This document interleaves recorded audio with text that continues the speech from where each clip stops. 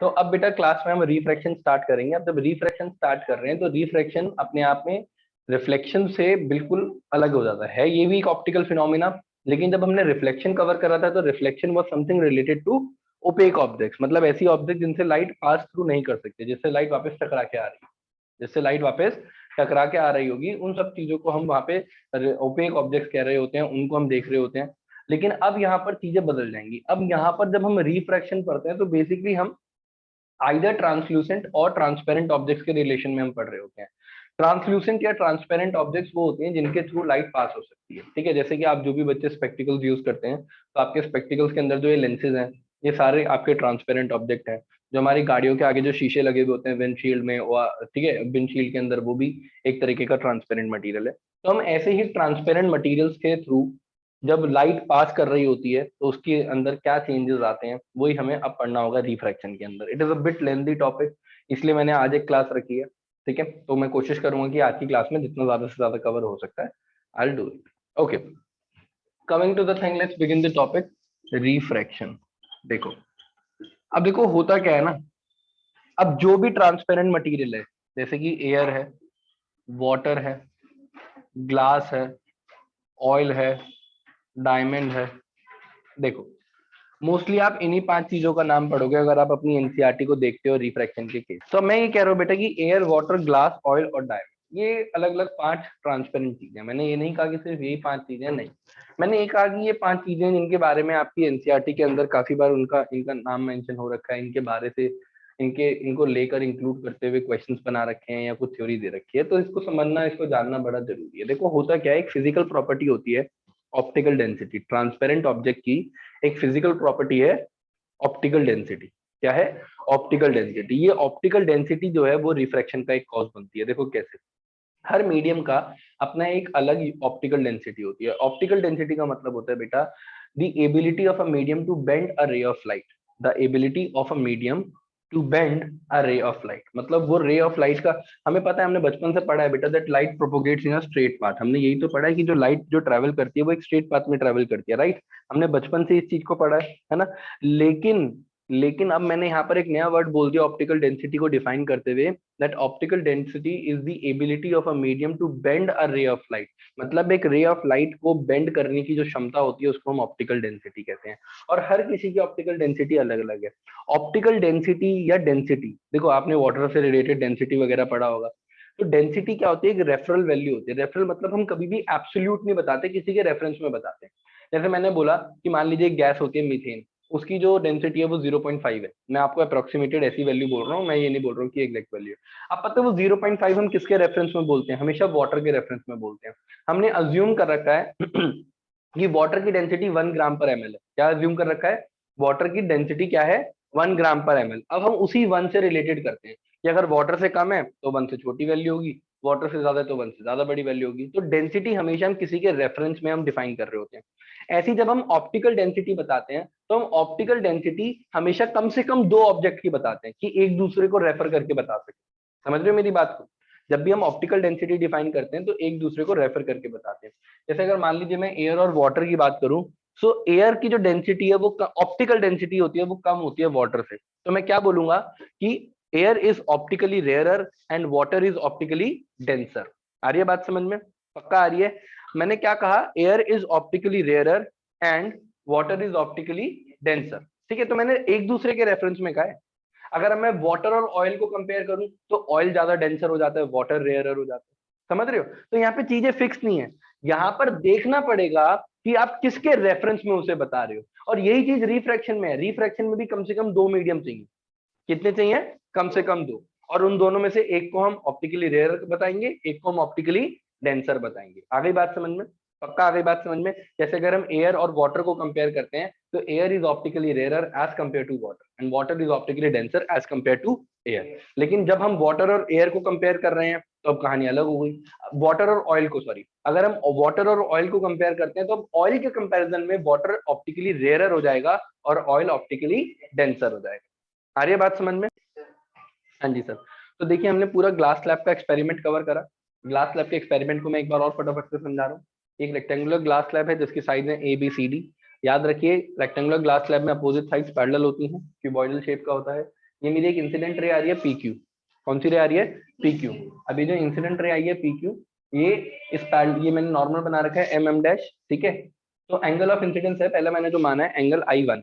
और अब हुआ क्या, एयर से ग्लास के अंदर आई। एयर क्या है बेटा? ऑप्टिकली रेयरर, ग्लास क्या है? Comparatively optically denser. तो जो एयर की जो स्पीड होगी इन एयर, वो जो speed of light in air होगी वो ज्यादा होगी as compare to speed of light in glass. Speed of light in glass. अब यहाँ पर क्या देखने को मिलेगा? Speed of light in air is greater than speed of light in glass, right. आ रही है बात समझ में?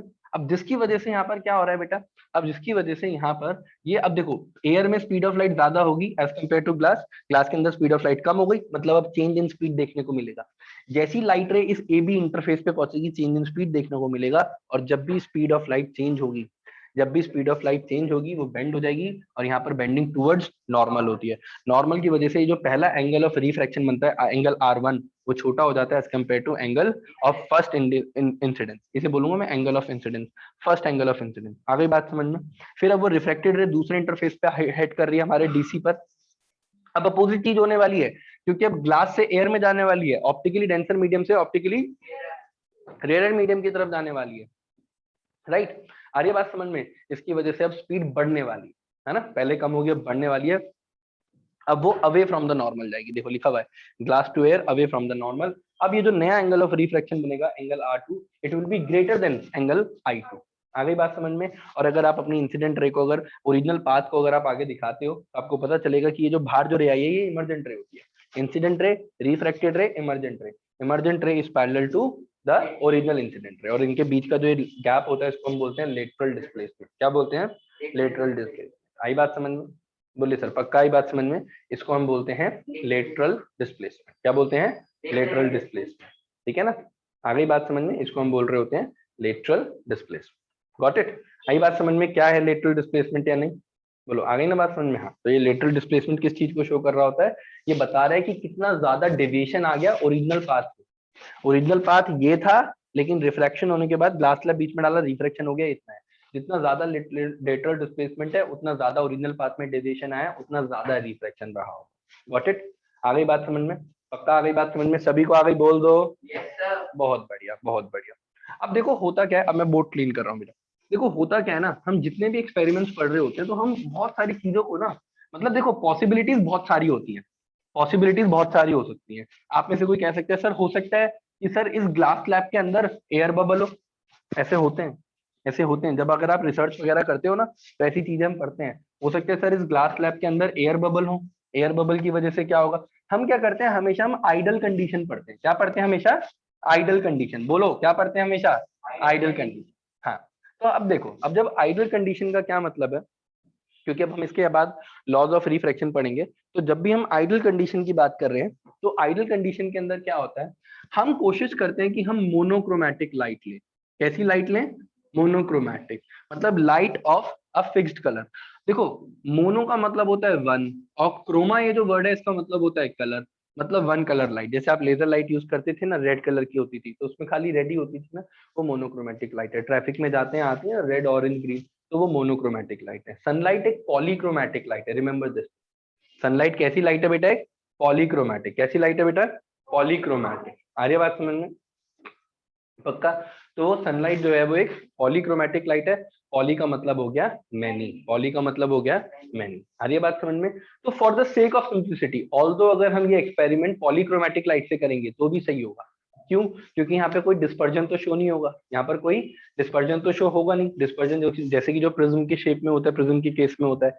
तो फिर भी अब क्योंकि मैं आपको लॉज पढ़ाने वाला हूँ तो उसमें जो सेकंड लॉ होगा उसमें हम स्पेसिफिकली लिखा है for a colour of a specific colour, for a light of a specific colour. तो वो स्पेसिफिक कलर का क्या मतलब है कि हम मोनोक्रोमैटिक लाइट के साथ एक्सपेरिमेंट करेंगे। अब नेक्स्ट टॉपिक है बेटा हमारा लॉज ऑफ रिफ्रैक्शन। अब जो पहला जो लॉ है वो देखिए क्या कह रहा है। जो पहला जो लॉ है वो ये बता रहा है बेटा that the following are the laws of the refraction of light. मैं एनसीईआरटी के अंदर से रीड करके आपको बता रहा हूँ। अब पहला लॉ कहता है बेटा that the incident ray, the refracted ray and the normal to the interface of the true transparent media at the point of incidence all lie in the same plane। पहला लॉ बेहद आसान है। वो कह रहे हैं कि जो हमारी इंसिडेंट रे है, जो हमारी रिफ्रैक्टेड रे है, और नॉर्मल टू द इंटरफेस, सबको पता होना चाहिए इंटरफेस क्या है, AB और DC दोनों इंटरफेस थे, राइट, क्योंकि वहां पर मीडियम चेंज हो रहा है, क्योंकि वहां पर मीडियम चेंज हो रहा है। तो यहाँ पर यही बोला हुआ है, the incident ray, the reflected ray and the normal to the interface of two transparent media. Media मतलब मीडियम, जैसे एयर और ग्लास। याद रखिए ट्रांसपेरेंट वर्ड भी यूज हुआ हुआ है भाई, ठीक है। पता नहीं चलेगा, अगर लेवल ऑफ डिफिकल्टी बोर्ड का थोड़ा सा भी उठा दिया तो ऐसी वर्ड यूज करेंगे वो तुम्हारे साथ। अरे बात समझ में, खिलवाड़ हो जाएगा तुम्हारे साथ, ठीक है लाला जी, सीख लीजिए चीजों को। इसलिए so two transparent media at the point of incidence all lie in the same plane. ये तो फर्स्ट लॉ है, इतना इंपॉर्टेंट नहीं है। सेकंड लॉ बड़ा इंपॉर्टेंट है। इवन सेकंड लॉ के लिए स्पेशल नाम भी है, स्नेल्स लॉ। जो साइंटिस्ट थे जिन्होंने इसको पोस्टुलेट करा था, जिन्होंने ये लॉ दिया था, उनका नाम भी है स्नेल, तो उन्हीं के नाम पे पड़ गया स्नेल्स लॉ। अब देखो यहाँ पर क्या कहते हैं, वो थोड़ा सा ट्रिग्नोमेट्री लेके आ रहे हैं।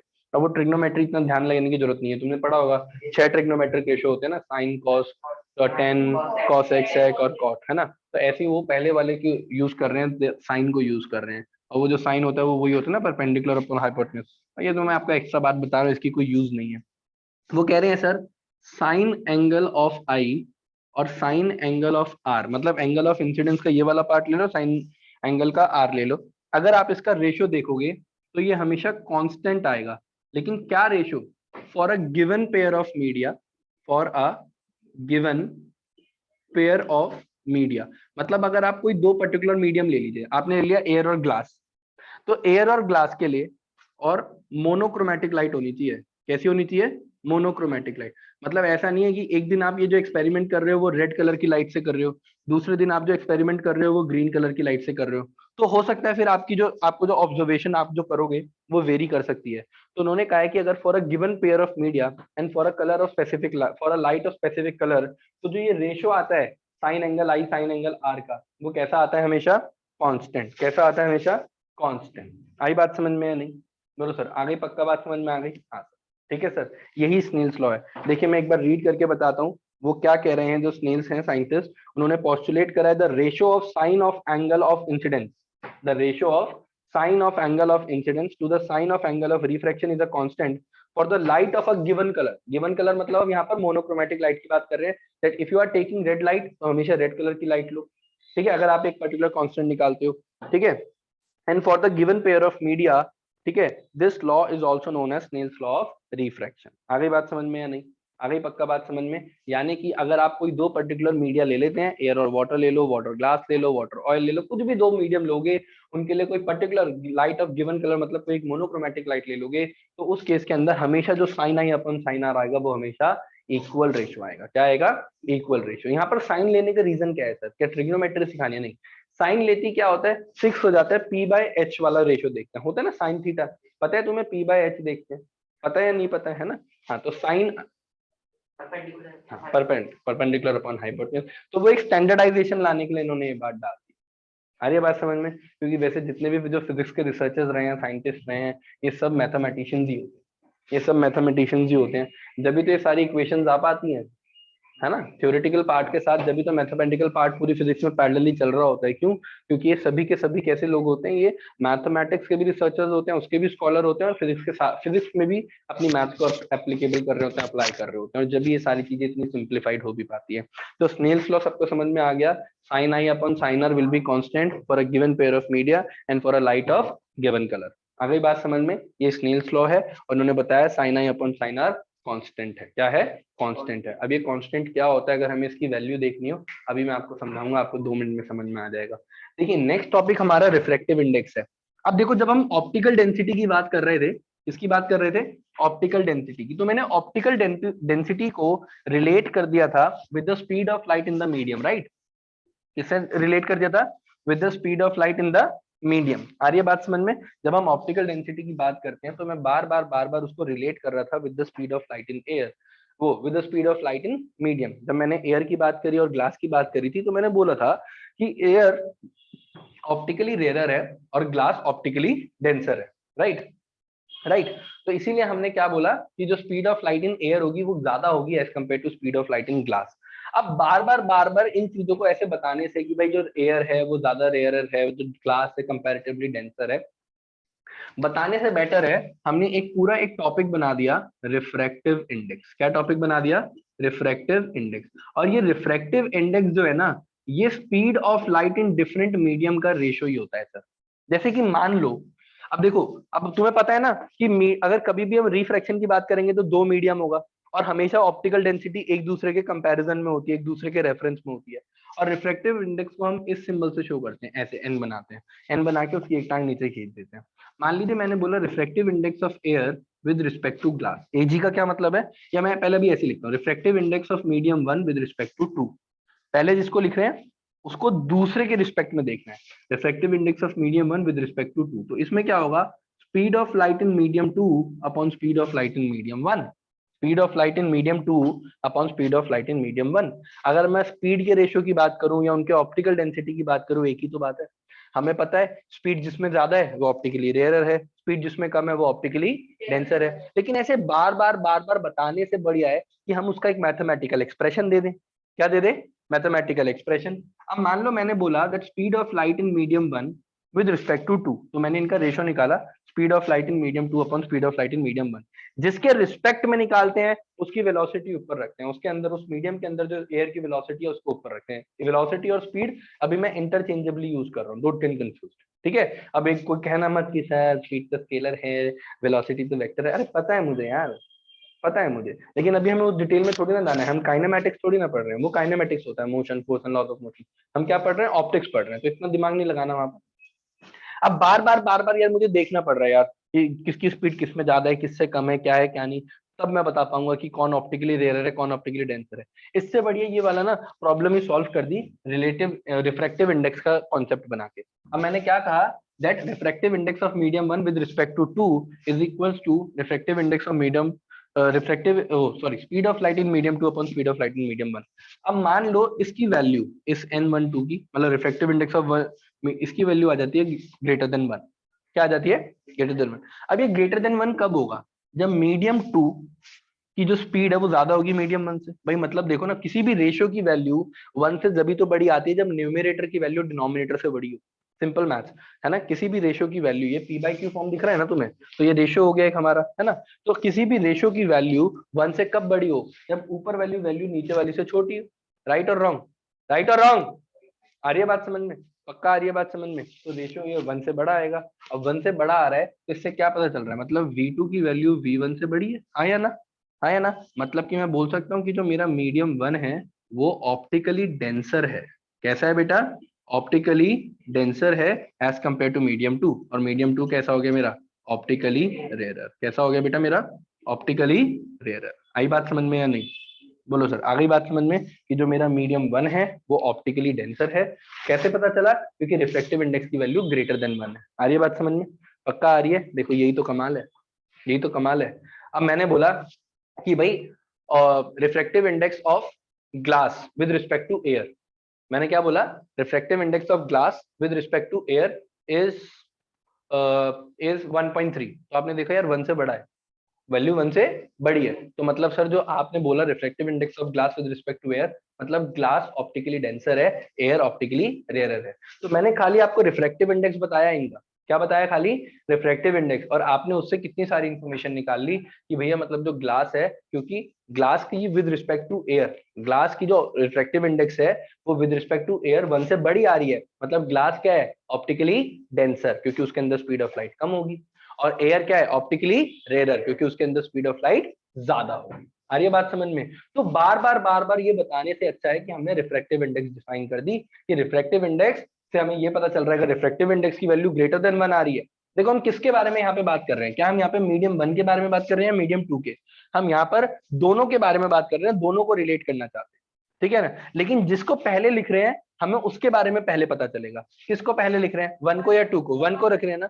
तो अब हमें ये रिफ्रैक्टिव इंडेक्स की वैल्यू 1 से बड़ी मिली, तो मतलब हमें अब मीडियम 1 के बारे में पता चला, ठीक है। अब आप कंफ्यूज मत हो जाना यार, ए और बी ले लो या पी और क्यू ले लो, रिफ्रैक्टिव इंडेक्स ऑफ मीडियम ऐसे ले लो। पी और क्यू के बारे में अगर हमें पता चला कि इस रेशियो की वैल्यू 1 से बड़ी है, तो इसका क्या मतलब है कि जो हमारा मीडियम पी है वो कैसा है, ऑप्टिकली डेंसर है मीडियम क्यू से। आई बात समझ में, पक्का। और अगर यही वैल्यू उल्टी हो जाती तो क्या पता चलता कि जो मीडियम पी है वो रेयरर है मीडियम क्यू से। आई बात समझ में या नहीं, पक्का आ गई बात समझ में, बोलो है ना सर। हाँ, तो रिफ्रैक्टिव इंडेक्स के केस में यही देखना होता है, अगर ग्रेटर देन 1 है तो मतलब हम जिसको देख रहे हैं, जिसकी रिस्पेक्ट में देख रहे हैं उसके बारे में बाद में बात करेंगे, जिसको देख रहे हैं medium P with respect to Q, तो पहले किसके बारे में बात करेंगे हम, पी के बारे में। अगर इसके रिफ्रैक्टिव इंडेक्स की वैल्यू ग्रेटर देन 1 है मतलब P is denser then Q, less than 1 है तो P is greater then Q। आगे बात समझ में? सिंपल लॉजिक है, किसी भी रेशियो की वैल्यू ग्रेटर देन 1 तभी होती है जब न्यूमरेटर बड़ा हो डिनोमिनेटर से, न्यूमरेटर बड़ा हो डिनोमिनेटर से। और स्पीड ऑफ लाइट जिस मीडियम में कम होगी वो ऑप्टिकली डेंसर होगा, जिस मीडियम में स्पीड ऑफ लाइट ज्यादा होगी वो ऑप्टिकली रेयरर होगा। आ गई बात समझ में बेटा? पक्का आ गई बात समझ में? ठीक है ना, डन? समझ गए मेरी बात? तो इस तरीके से ध्यान रखनी है चीजें। ठीक है बेटा, बोलिए, है ना सर? हाँ, तो इस तरीके से ध्यान रखिए हम अपनी बातें कि कहाँ पर हम क्या चीज देख रहे हैं। आ गई बात समझ में? पक्का? ठीक है ना? हाँ, चलो। तो यहाँ पर रिफ्रैक्टिव इंडेक्स हमने देखा। रिफ्रैक्टिव इंडेक्स के अंदर हम क्या देख रहे होते हैं? एक मीडियम की स्पीड ऑफ लाइट को दूसरे मीडियम से कंपेयर कर रहे होते हैं। क्या कर रहे होते हैं? एक मीडियम की स्पीड ऑफ लाइट को दूसरे मीडियम से कंपेयर कर रहे होते हैं। ठीक है ना? तो यानी कि जो हमने यहाँ पर अभी जो देखा वो एक्चुअली में क्या था? वो था रिलेटिव रिफ्रैक्टिव इंडेक्स। क्या था बेटा वो? Relative refractive index. मैं इसे रिलेटिव क्यों बोल रहा हूँ बेटा? क्योंकि हम यहाँ पर एक मीडियम को दूसरे मीडियम के रिस्पेक्ट में देख रहे हैं। जैसे कि मीडियम 1 विद रिस्पेक्ट टू 2 है, तो velocity of light, speed of light in medium 2 upon speed of light in medium 1। लेकिन एक कॉन्सेप्ट और हमने बनाया है यहाँ पर थोड़ा सा और सिंप्लीफाइड करने के लिए, एब्सोल्यूट रिफ्रैक्टिव इंडेक्स। क्या बनाया? Absolute refractive index. Absolute refractive index का क्या मतलब है? जैसे मैंने मान लीजिए लिख दिया रिफ्रैक्टिव इंडेक्स ऑफ डायमंड, तो ऊपर हमेशा सी आएगा, नीचे आएगा वीडी, और ये जो सी होता है ये क्या होता है? ये जो सी है वो होता है speed of light in vacuum. Speed of light in vacuum. हम वैक्यूम या एयर को सेम ही मान लेते हैं, बट ऐसा सेम होते नहीं है, बस मान लेते हैं, और वो होता है 3 × 10⁸ मीटर पर सेकेंड इनवर्स। आई बात समझ में? ठीक है ना, मीटर सेकेंड इनवर्स। तो अगर एब्सोल्यूट रिफ्रैक्टिव इंडेक्स है तो हमेशा मान के चलो कि किसके रिस्पेक्ट में? एयर के। किसके रिस्पेक्ट में? एयर के। रिलेटिव है तो हो सकता है एयर के हो या कोई और मीडियम। आ गई बात समझ में? इन दोनों में क्या डिफरेंस है? पक्का आ गई बात समझ में? हाँ, जो हमने ऊपर स्नेल्स लॉ के अंदर देखा था ना, sine I upon sine r equal to constant, देखा था ना? तो सर अगर आप देखोगे ये कांस्टेंट भी किसकी वैल्यू के बराबर आता है? हमेशा रिफ्रैक्टिव इंडेक्स से। किसके बराबर आता है? रिफ्रैक्टिव इंडेक्स के। हाँ, क्यों? वो भी तो साइन आई और आर का रेशियो है। और ये जो angle of incidence, angle of refraction है, किस पे डिपेंड करते हैं? स्पीड ऑफ लाइट पे तो डिपेंड करते हैं। स्पीड ऑफ लाइट चेंज होती है, एयर से ग्लास में आती है, स्पीड ऑफ लाइट चेंज होती है, एंगल चेंज होते हैं, तो उनका जो रेशियो है वही उनकी स्पीड का भी रेशियो होगा, वही उनकी स्पीड का भी रेशियो होगा। और स्पीड के रेशियो को हम क्या बोलते हैं? रिफ्रैक्टिव इंडेक्स बोलते हैं। क्या बोलते हैं? Refractive index. आ गई बात समझ में या नहीं? बोलिए सर, पक्का आ गई बात समझ में? हमने यहाँ पर क्या कंसीडर करा है, क्या करा है, क्या नहीं करा है? बोलिए बेटा, है ना सर? तो देखिए हमने ग्लास लैब का एक्सपेरिमेंट भी कर लिया, हमने यहाँ पर अपना रिफ्रैक्टिव इंडेक्स भी सीख लिया, रिफ्रैक्टिव इंडेक्स का क्या केस होता है, क्या नहीं होता है, वो भी हमने बातें कर ली सारी। और मैंने ये भी बता दिया कि स्नेल्स लॉ में वो जो कांस्टेंट की बात कर रहे हैं, वो कांस्टेंट एक्चुअली में क्या है बेटा? वो रिफ्रैक्टिव इंडेक्स ही है। एब्सोल्यूट रिफ्रैक्टिव इंडेक्स केस में हम एक मीडियम को हमेशा एयर या वैक्यूम के रिस्पेक्ट में निकाल रहे हैं। For the sake of simplicity we are considering both as same. हम एयर और वैक्यूम को सेम मान रहे हैं, बट देखा जाए तो थोड़ा सा डिफरेंस होता है, थोड़ा सा डिफरेंस होता है, लेकिन हम यहाँ पर उसको सेम ही मान लेते हैं। तो हम हमेशा ऊपर क्या आएगा? 3 × 10⁸ मीटर सेकेंड इनवर्स, और नीचे आएगी जो भी आपकी मीडियम की जो वेलोसिटी है वो। ठीक है? आप हमेशा ध्यान रखिएगा, अगर आपको क्वेश्चन में कह रहा है that refractive index of diamond is 2.42, तो वो कौन सी वाली है? वो उसकी एब्सोल्यूट रिफ्रैक्टिव इंडेक्स है। कौन सी वाली है? Absolute refractive index. ठीक है जी, आ रही है बात समझ में? वो हमेशा उसकी एब्सोल्यूट रिफ्रैक्टिव इंडेक्स है। जब तक वो ये ना कह दे that refractive index of diamond with respect to water, तो फिर हमें पता चलेगा कि अच्छा ये आ गई बात समझ में। बोलो, पक्का आ गई बात समझ में? हाँ जी सर। अब टेबल देखिए, एनसीईआरटी के अंदर टेबल 10.3 है, उसके अंदर आप देख लीजिए एयर की जो रिफ्रैक्टिव इंडेक्स है वो 1.0003 होती है, और डायमंड की रिफ्रैक्टिव इंडेक्स है 2.42, यानी कि डायमंड में सबसे ज्यादा रिफ्रैक्टिव इंडेक्स है। इसलिए डायमंड सबसे ज्यादा मोस्ट लस्ट्रस ऑब्जेक्ट होता है, क्योंकि जितना ज्यादा रिफ्रैक्शन होगा उतनी ज्यादा लाइट बेंड होती है, उतनी ज्यादा उसके अंदर धीरे चलती है, उसका टोटल इंटरनल रिफ्लेक्शन की वैल्यू भी हाईएस्ट होती है, इसलिए वो सबसे ज्यादा चमक रहा होता है। आ रही है बात समझ में? Although you do not need to memorize this table, but मेरे कहने पर एक बार सिर्फ अभी देख लीजिए, एयर की 1.0003, वाटर की 1.33, केरोसिन की 1.44। जो जो मैं बता रहा हूँ वो देख के जाइएगा घर से, मार्क कर लीजिए। एयर की अलग है, आइस की अलग है, वाटर की अलग है, केरोसिन की अलग है। Kerosene is denser 1.44। उसके बाद टर्पंटाइन ऑयल पे आ जाइए, टर्पंटाइन ऑयल पे 1.47 है। और उसके बाद आ जाइए इधर, उसके बाद डायमंड देख लीजिए, सीधा डायमंड देख लीजिए। ठीक है? Although there is least chance कि इसमें से कोई भी क्वेश्चन आए, लीस्ट चांस होगा, लेकिन मुझे ऐसा लगता है क्योंकि फिजिक्स में से उन्हें केस बेस्ड स्टडी क्वेश्चन देना ही होगा, तो वो इस टेबल पे क्वेश्चन दे सकते हैं। वो आपको पूरी टेबल दे देंगे और पूछेंगे बताओ in which of the following medium the speed of light will be minimum. तो जिसकी रिफ्रैक्टिव इंडेक्स जितनी ज्यादा उसके अंदर स्पीड ऑफ लाइट उतनी कम। तो सबसे कम स्पीड ऑफ लाइट इनमें से किसमें होगी? डायमंड। समझ रहे हो? इस तरीके का क्वेश्चन बनने के बहुत ज्यादा चांसेस हैं, बहुत ज्यादा। बात आती है बेटा अब स्फेरिकल लेंसेज की। Now finally we are entering into spherical lenses. अब स्फेरिकल लेंसेज के बारे में हमें बात करनी है। स्फेरिकल लेंसेज कुछ ऐसे ये ऑप्टिकल इंस्ट्रूमेंट्स होते हैं जो रिफ्रैक्शन शो कर रहे होते हैं, क्योंकि भाई ये किसी पर्टिकुलर ग्लास से बने हुए हैं लेंसेज जो हैं, और जब ये ग्लास से बने हुए हैं तो उसकी रिफ्रैक्टिव इंडेक्स अलग होगी, अदर देन एयर होगी, तो जिसकी वजह से वो रिफ्रैक्शन शो करते हैं। तो अब हम यहाँ पर क्या पढ़ने वाले हैं? Refraction by spherical lens. चलिए,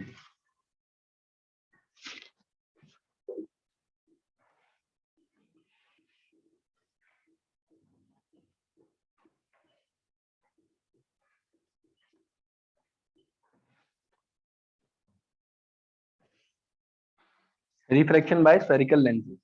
देखिए सर, अब यहाँ पर जब हम लेंसेज की बात करते हैं तो यहाँ पर भी हम कैसे लेंस लेंगे सर? दो लेंस लेंगे। अब हम पहले लिखेंगे कॉन्वेक्स लेंस और फिर है हमारा कॉनकेव लेंस। कॉन्वेक्स लेंस और कॉनकेव लेंस, राइट? कॉन्वेक्स और कॉनकेव। तो देखो सर, अब अगर मैं बात करूं कॉन्वेक्स लेंस की, तो कॉन्वेक्स लेंस कुछ इस तरीके से दिख रहा होता है। अभी मैं आपको नहीं बता रहा हूँ कि ये कन्वर्जिंग है या डाइवर्जिंग है, वो तो हम एक्टिविटी करते ही है ना, तब उससे पता कर लेंगे। और जो कॉनकेव लेंस है वो कुछ हमारा इस तरीके का दिख रहा होता है, कुछ हमारा इस तरीके का दिख रहा होता है। ठीक है जी, आ रही है बात समझ में? कॉन्वेक्स लेंस कैसा है, कॉनकेव लेंस कैसा है, राइट एवरीवन? ठीक है। तो कॉन्वेक्स लेंस ऐसा दिख रहा होगा, कुछ कॉनकेव लेंस ऐसा दिख रहा होगा। अभी मैं आपको नहीं बता रहा हूँ ना, आपको पता है कि कौन सा कन्वर्जिंग है कौन सा डाइवर्जिंग है, वो चीजें बाद की हैं, वो चीजें बाद की हैं। पहले हम इनसे रिलेटेड जो कुछ बेसिक टर्मिनोलॉजी होती है पहले वो सीखेंगे और उसके बाद देखेंगे क्या है क्या नहीं। एक तो याद रखना है बेटा कि अब यहाँ पे मिरर वाला केस नहीं है कि मिरर के अंदर क्या होता है, रिफ्लेक्शन एक तरीके से एक एक साइड से हो रही होती है, दूसरा साइड पॉलिश सरफेस होते हैं, नहीं। अब ये दोनों तरफ से रिफ्लेक्शन दिखा सकते हैं। ये कैसे होते हैं? Bifocal lenses. कैसे होते हैं? बाइफोकल। लेकिन बाइफोकल का क्या मतलब होता है कि ये यहाँ से भी शो करेगा, यहाँ से भी, ये यहाँ से भी शो करेगा, यहाँ से भी। आ रही है बात समझ में? ठीक है ना, आ रही है बात समझ में? तो ऐसे लेंस जिनके अंदर रिफ्रैक्टिंग सरफेस बल्ज आउटवर्ड होता है, वही कॉन्वेक्स का तो यही मतलब है। जब हम मिरर करते हैं तो वहां बोलते हैं बल्ज आउटवर्ड रिफ्लेक्टिंग सरफेस। अब यहाँ पर क्या बोलेंगे? Bulge outward refracting surface. क्या बोलेंगे? Refracting surface. Got it? अब ऐसे यहाँ पर देखो, कॉनकेव लेंस के केस में देखो, अब यहाँ पर जो रिफ्रैक्टिंग सरफेस है वो बल्ज, वो कर्व्ड इनवर्ड है। कैसा है? Curved inward. अब देखो, ऐसा हाइपोथेटिकली माना जाता है कि मान लीजिए कि दो ऐसे करके कुछ स्फेरिकल स्फेयर्स हैं और उन दोनों स्फेयर्स का एक हम कॉमन पार्ट लेते हैं। तो आप यहाँ पर देख रहे हो ये बीच वाला जो पार्ट है वो कॉन्वेक्स लेंस बना रहा है, राइट? वो कॉन्वेक्स लेंस बना रहा है। आ रही है बात समझ में? और अब यहाँ पर दो स्फेयर हैं तो दोनों स्फेयर के अपने खुद के कुछ ना कुछ सेंटर होंगे, राइट? तो उन सेंटर्स को हम मार्क करते हैं C1 और C2। क्या बोलते हैं? C1 या C2। ठीक है। और एक ये जो इमेजिनरी लाइन है जो दोनों के सेंटर्स को ज्वाइन कर रही है उसे हम प्रिंसिपल एक्सिस बोलते हैं। ये हो गया हमारा रिफ्रैक्टिंग सरफेस का अपर्चर। क्या हो गया? रिफ्रैक्टिंग सरफेस का अपर्चर। ठीक है। हमेशा जो रिफ्लेक्टिंग सरफेस का जो अपर्चर है, जो प्रिंसिपल एक्सिस है, वो जिस पॉइंट पर इंटरसेक्ट करेंगे वो हमेशा सेंटर ऑफ रिफ्लेक्टिंग सरफेस होगा, और उसको हम बोलते हैं ऑप्टिकल सेंटर। क्या बोलते हैं बेटा? Optical centre. Remember this, optical centre is the centre of the refracting surface of the lens. आ गई बात समझ में? ऑप्टिकल सेंटर क्या है? रिफ्रैक्टिंग सरफेस का सेंटर है। ऑप्टिकल सेंटर क्या है? रिफ्रैक्टिंग सरफेस का सेंटर है। आ गई बात समझ में या नहीं? बोलो, पक्का आ गई बात समझ में? ऑप्टिकल सेंटर क्या है? रिफ्रैक्टिंग सरफेस का सेंटर है। Got it? पक्का आ गई बात समझ में? हाँ जी सर। अब देखिए सर, तो ये दो चीजें आपको समझ में आ गई। यहाँ पर अब दो सेंटर हो गए, एक C1 एक दूसरा C2। और यहाँ पर अपर्चर क्या है, प्रिंसिपल एक्सिस क्या है, ऑप्टिकल सेंटर क्या है, ये चीज समझ में आ गई। ठीक है। अभी हम फोकस के बारे में बात ही नहीं करेंगे, पहले हम एक्टिविटी करेंगे जिसमें हमें पता चलेगा कि जो लेंस है वो कन्वर्जिंग है या डाइवर्जिंग है। और फिर उसी के हिसाब से हमें उसके फोकस के बारे में भी हमें पता चल जाएगा, उसके फोकस के बारे में भी हमें पता चल जाएगा, राइट? देखो,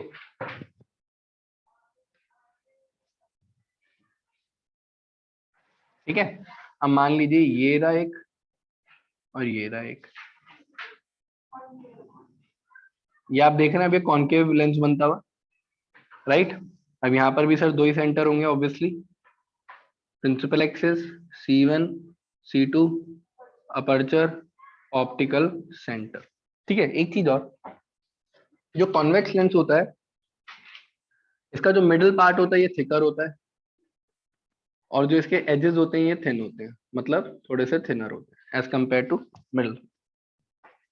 यहाँ उल्टा होता है, इसके जो कॉर्नर है, जो एजेस हैं वो थोड़े थिक होते हैं, और जो इसका सेंटर वाला पार्ट होता है वो थिन होता है। ठीक है, याद रखिएगा। आ रही है बात समझ में? बोलिए सर, क्योंकि यहाँ पर ओवरलैपिंग हो रही है, बीच में वो ज्यादा इकट्ठा हो जाता होगा, मैंने ऐसे याद कर रहा था अपनी क्लास में, तो आप ऐसे याद कर लीजिए, बीच वाला पार्ट थिक है और जो एजेस हैं वो थिन है। वहां पर जो एजेस हैं वो थिक हो जाएंगे, और जो सेंटर वाला जो पार्ट होगा वो कैसा होगा, वो थोड़ा थिन होगा। ठीक है, अब ये चीज समझ में आ गई। दो सेंटर ऑफ कर्वेचर है, ऑप्टिकल सेंटर है, प्रिंसिपल एक्सिस है और अपर्चर है। ठीक है, अब हम कुछ एक्टिविटी करेंगे दोनों लेंसेज को लेकर, और उन दोनों एक्टिविटी से ये पता करने की कोशिश करेंगे कि जो कॉन्वेक्स लेंस है उसका ऑप्टिकल नेचर कैसा है, वो कन्वर्जिंग है या डाइवर्जिंग है। और ऐसे ही we will repeat for concave lens also. ठीक है जी, आ रही है बात समझ में? देखते हैं सर, देखो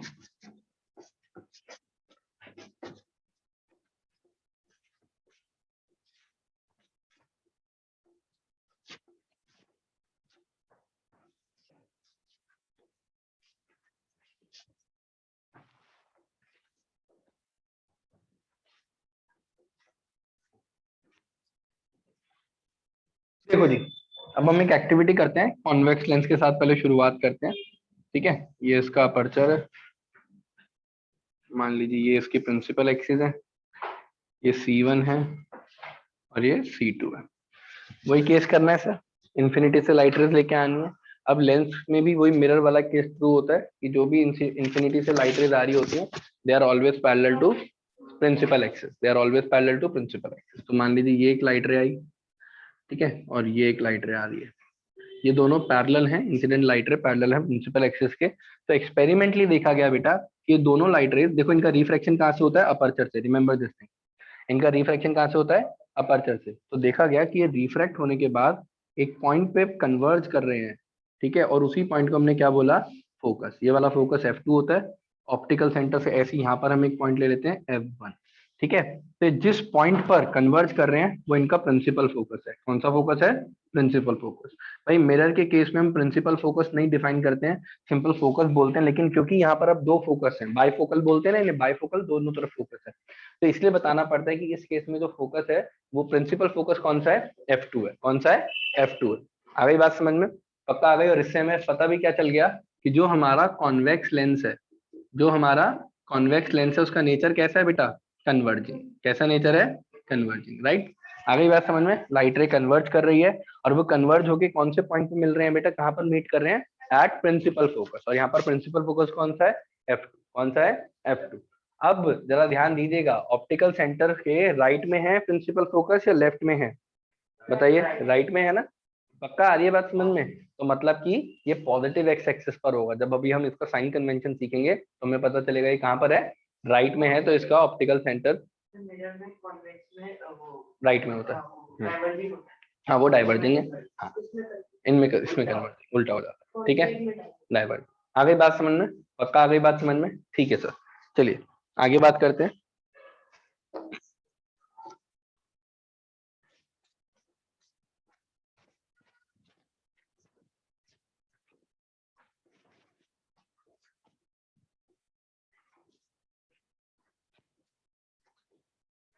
अब अगर हम कॉनकेव लेंस की बात करते हैं,